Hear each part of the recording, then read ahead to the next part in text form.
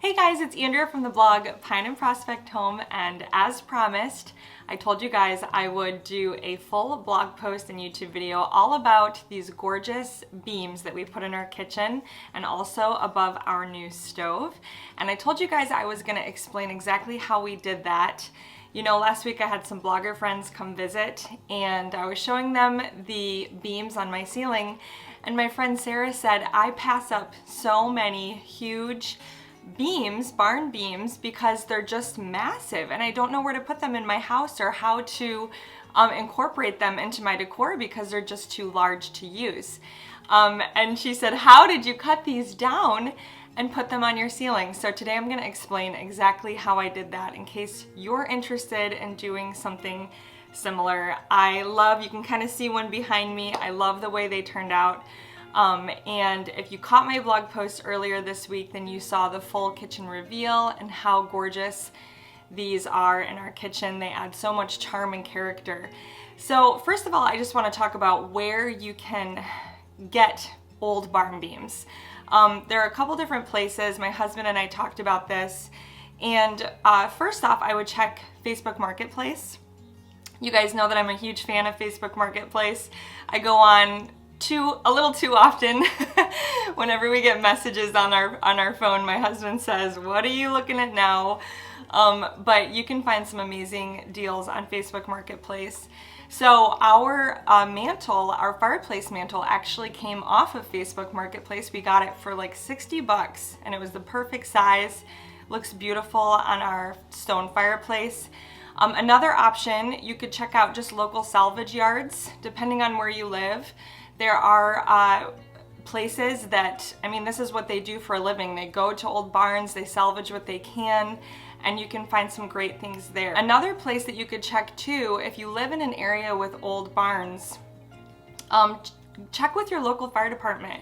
My husband and my dad are on the fire department, the local fire department here. Whenever people want to burn down their old barns, maybe they've become a hazard, maybe they've collapsed, like the one that we visited in February, they will call the fire department and just do what they call a controlled burn, and the department will kind of stand watch, make sure it goes smoothly, and you could potentially call the owner and see if they would allow you to pull anything out that you wanted to. Now, of course, you've got to be careful. You have to know what you're doing. It gets very dangerous if you start going into old barns and pulling beams out, especially if it's going to affect the structure of the building that you're in. So those are 3 different places you could check out if you're trying to incorporate rustic beams into your home. But as far as how to cut them down, sometimes, they can be as wide as I think one of them they pulled was like 12 by 12 inches. It was massive, but most of them were about 8 inches wide by 8 inches thick. Some of them were 6 inches, but either way, a lot of times beams like that are just too huge to be able to incorporate into your home. So if you want to cut them down, you can use a special tool. And I actually went to my dad's this morning and I brought my camera with me and I had him explain exactly how to use the tool that he purchased in order to cut these beams down. So I'm going to show you guys the footage right now. You can meet my dad. This is his first time on my YouTube channel, as far as I know, but he's going to explain that to you guys. My dad was actually, if you can't tell, he was outside working. It's a really hot day today, so but I called him and asked him if he would explain this for us, so he was kind enough to stop what he was doing and explain it. But go ahead, Dad. All right, my daughter will probably edit half this because I'm very big into details. We salvaged the first beam and I borrowed a 10-inch circular saw from a friend. I cut the beam as deep as I could from either side after checking for nails, and I still had 4 inches of wood I had to cut through that I ended up doing with a Sawzall, and I said, this is just way too long. Somebody said, why not use a chainsaw? And I had split beams before with a chainsaw when I built a play set for my kids when Andrea was a little kid, as a matter of fact, back in 1995. And without a guide, it's just very, very hard to make a straight cut. So I started watching some YouTube videos and discovered what they call a portable sawmill. Now, this did not come assembled. This came in a little tiny flat box as long as these longest pieces. I watched a YouTube video on how to put it together. That was a big, big help. But basically what this does is this allows you to attach it to a chainsaw, and you can decide how thick you want your beams to be.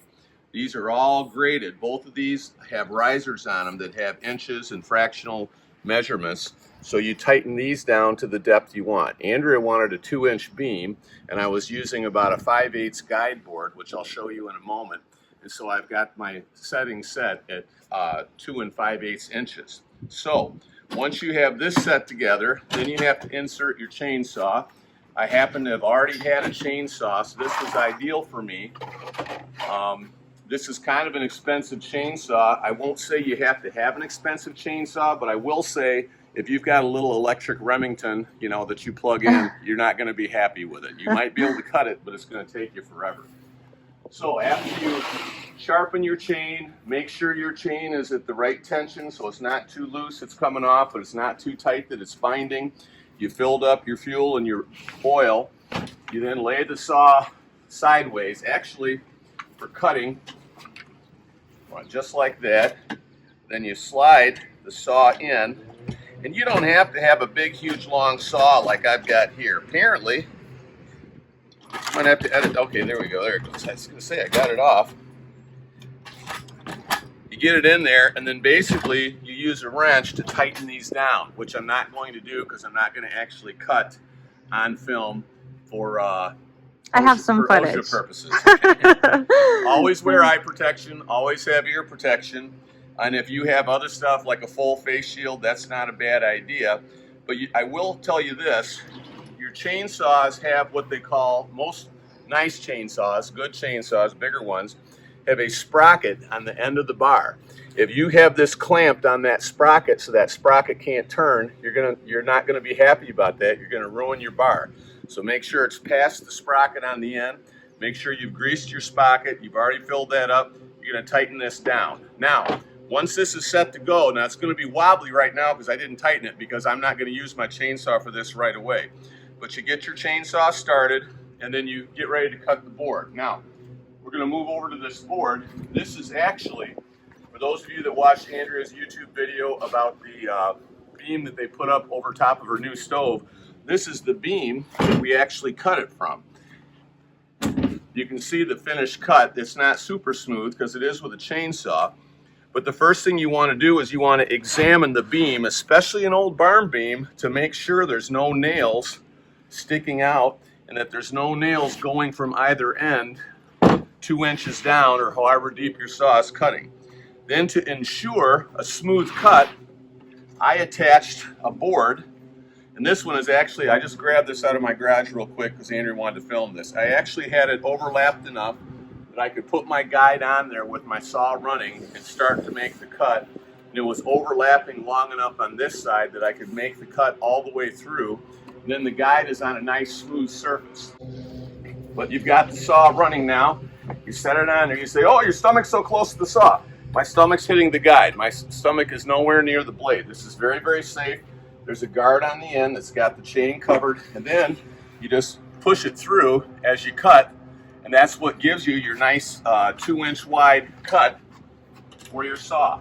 There are different brands. The one that I'm using here is a Timber Tough that I bought from Sportsman's Guide. It's kind of it's a hunting place I bought stuff from over the years.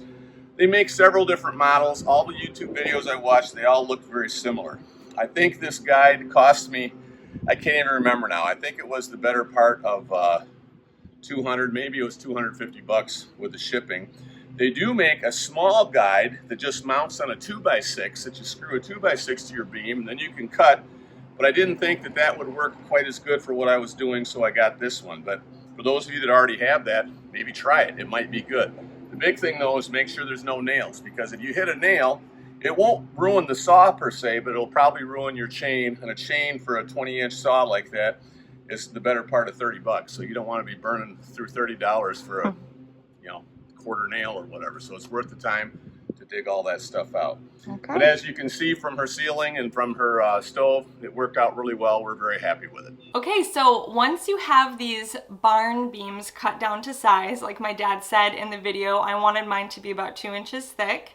Once you have them cut down to the right width that you want them, Then you simply have to just cut them to length depending on where you're going to install them in your house. We of course put them on the ceiling of our kitchen.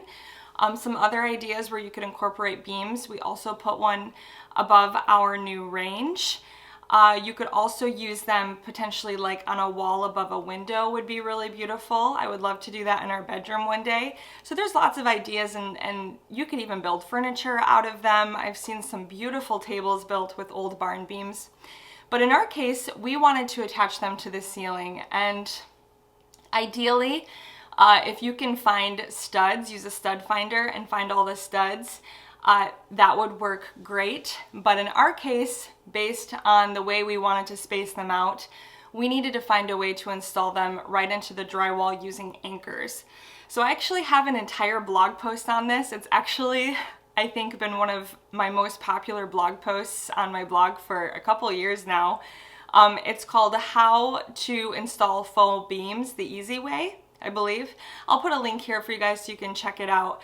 But we basically followed those exact same steps. So really the main difference this time when my husband installed these is he just cut some 2x4s down to the correct length and used them as braces so that they held the beam up as he was kind of working on it, installing it in the ceiling. He was laughing, saying, I don't know why I didn't think of this the first time around, but it made the job a lot easier so that, you know, you don't have to have a second person. You can kind of just use those 2x4s or whatever wood you have laying around to sort of brace your beam as you're working on it. But I'm going to go over the steps in case you just want the short version here. Again, head to the blog post for step-by-step photos. I have a detailed blog post all about this. But really what my husband did is cut the beams to length where he wanted to install them on our ceiling. He held it up to the ceiling using those braces and then just drilled a pilot hole right through the beam and into the ceiling. So once he pulled that beam away, those holes were in the ceiling, and that's where he would put his heavy metal screw-in anchors. So that's what he used. And he put those anchors into those pilot holes that were in the ceiling. And then when he held the beam back up, those holes in the beam would line up perfectly with the anchors that were in our drywall ceiling. So hopefully I explained that well, but again, I'll put the link to the blog post if you want to go see photos. I know some people are very visual, but once he held the beam back up, he was able to use, I believe, 4-inch premium screws is what he said. They can be interior, exterior, and then those screws lined up perfectly with the anchors, and he was able to screw the beams to the ceiling. So that's how we installed them, and we love how they look. One thing that I forgot to mention is depending on where you get your beams, you might want to clean them up a little bit. A couple of hours we decided to power wash, which power washing is something that's almost as strong, I mean, if not as strong as sanding. So if you love the finish of your beams as is and you go to power wash them, you could strip off whatever beautiful patina they might have, so just be careful. In our case, I wanted to strip off a little bit of the weathering because the beams that we cut down were a little too gray. I mean, almost completely gray. And I wanted some warmth. I wanted to get a little bit of the beauty of the wood. Once you power wash, you want to make sure you let them dry out really good. My husband put them out in the sun. You don't want to put wet beams on your ceiling. That wouldn't be wise. But other than that, that's pretty much how we installed these authentic beams from a local barn. I can't remember exactly, but I think our friend said that her barn was over 100 years old, which is just really neat to think about, that someone in our area cut these trees down. They, you know, these beautiful beams are just hand hewn by someone years ago. I mean, for my husband and I, that's just really special. It's so unique and so awesome to think that we preserved that. So yeah, I think it's a great option if you're looking to incorporate some character and charm into your home and you love that rustic, cottage, farmhouse style. Beams are definitely the way to go. They really transform a space. So I hope this blog post was a help to you guys. If you have any questions, please leave them in the comments below and I'll do my best to answer them. Of course, I'll have a whole blog post on this as well if you would like to check it out, with some photos of the tool my dad used and some links if you'd like to purchase something similar. But if you are new to my channel, I would love for you to hit that subscribe button. I love sharing simple DIY projects and affordable decor here. So I'd love to have you stick around, and I will see you guys next time. Bye-bye.